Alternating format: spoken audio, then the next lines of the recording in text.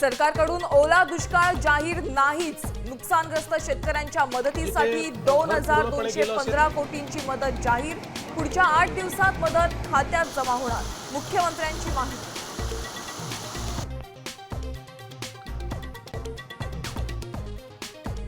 ओला दुष्काळ करा, नाही तर दुपारीच्या तोंडावर आम्ही फाशी घेऊन मरू। उभं पीक पाण्यात गेल्यामुळे बळीराजाच्या डोळ्यात पाणी। सरकारनं ओला दुष्काळ जाहीर करावा, अन्यथा दिवाळीत फाशी घेऊन मरू। नुकसानग्रस्त शेतकऱ्यांच्या व्यथा सामतील। नाही तर दुपारीच्या अतिवृष्टीनं पिचलेल्या मराठवाड्यावर पुन्हा पावसाचं संकट। 27, 28, 29 सप्टेंबरला मुसळधार पावसाचा हवामान खात्याचा अंदाज।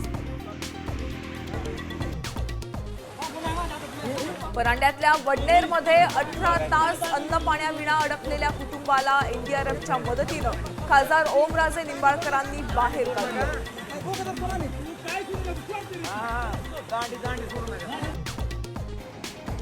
अनेक दुष्काळ पाहिले, मात्र असा ओला दुष्काळ पाहिला नाही।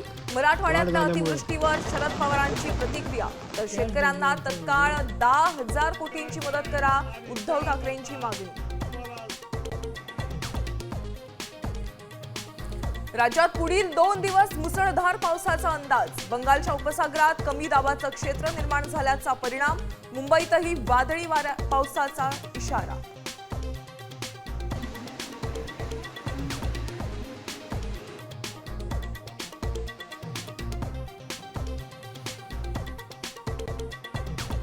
आता isakal.com आहे देशातील नंबर 1 ची मराठी न्यूज वेबसाईट।